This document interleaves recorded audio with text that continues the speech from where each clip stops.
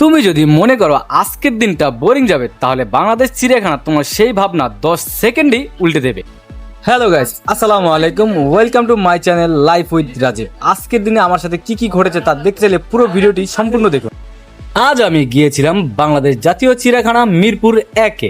এই জায়গাটা যেন একটু আলাদা, শান্ত, সবুজ আর প্রকৃতির কাছাকাছি।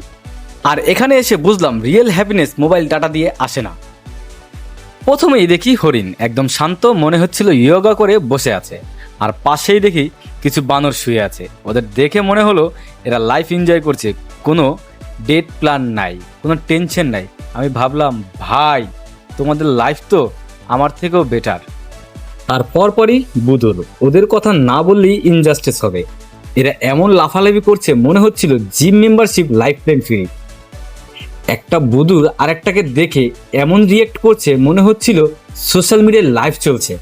ঢাকার এই ব্যস্ত শহরের মাঝেও জায়গাটা একদম শান্ত। এখানে ঢুকলেই মনে হয় স্ট্রেস নাই।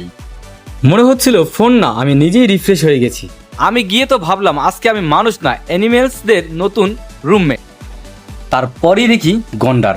ভাই এটার বডি দেখে মনে হলো জিম করে না, জিমি ওর কাছে যায়।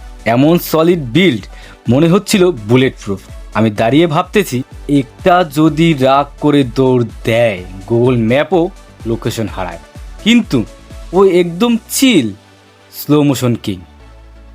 ভিতরে হাঁটতে হাঁটতে আমার মনে হচ্ছিল আমি কোনো জঙ্গলের ডকুমেন্টারি এর হিরো।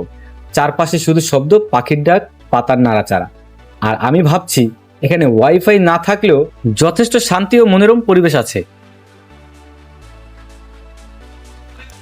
এরপরেই দেখি জলহস্তি, ও পানির ভিতরে এমন চিল মারতাছে কিছু, আর কিছু উপরে ঘাস খাচ্ছে। মনে হচ্ছে স্পাডে চলছে, মাথা শুধু একটু বাইরে।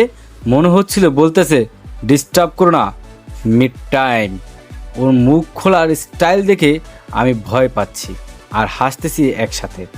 এমন বড় মুখ একবার খুললে মনে হয় পুরো লাঞ্চ বুফে ঢুকে যাবে।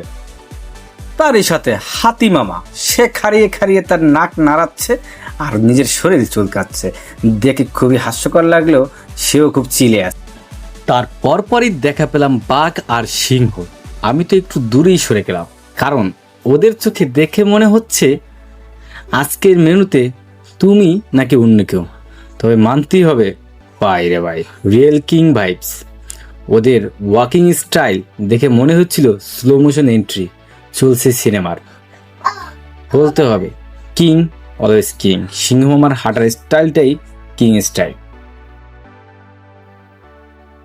ওদের হাঁটা, তাকানো, সব কিছুতেই পাওয়ার। আমি দাঁড়িয়ে শুধু রেসপেক্ট দিচ্ছি। মনে হচ্ছিল আমি অডিয়েন্স আর ওরা ফুল সিনেমা হিরো। এদের সামনে দাঁড়িয়ে বুঝলাম কনফিডেন্স লেভেল 1000+ হওয়া কাকে বলে। আর ওদিকে পাখিদের সেকশনে গিয়ে দেখি টিয়া, ময়না আর নানান রঙের পাখি। মনে হচ্ছিল রিয়েল লাইফ রেইনবো, কোনো ফিল্টার লাগে না, নেচার নিজেই এডিটিং করে দিচ্ছে। একটা পাখি তো এমন ডাক দিল মনে হচ্ছিল ডিজে রিমিক্স চালু হয়ে গেছে। তখন কেন জানি আমার কাছে মনে হলো ওরা বলছে অন্যের কথায় নয়, নিজের সিদ্ধান্তেই ওরা চলে। সব মিলিয়ে দিনটি ছিল একদম অসাম। পরিবার পরিজন নিয়ে এই বাংলাদেশ চিড়িয়াখানা ঘোরাটা একটা রোমাঞ্চকর বিষয় হয়ে দাঁড়ায়। তোমরাও একদিন ঘুরে আসো বাংলাদেশ জাতীয় চিড়িয়াখানা। আর হ্যাঁ, বান্দরদের মতো স্ট্রেস ফ্রি হওয়ার চেষ্টা করো। লাইফ শর্ট, এনজয় মোর, টেনশন লেস। ধন্যবাদ ভিডিওটি দেখার জন্য। ভিডিওটি ভালো লেগে থাকলে অবশ্যই ভিডিওতে লাইক, কমেন্ট আর অবশ্যই সাবস্ক্রাইব করতে ভুলবেন না। ধন্যবাদ সবাইকে। টাটা, আসসালামু আলাইকুম। আবার দেখা হবে পরবর্তী ভিডিওতে।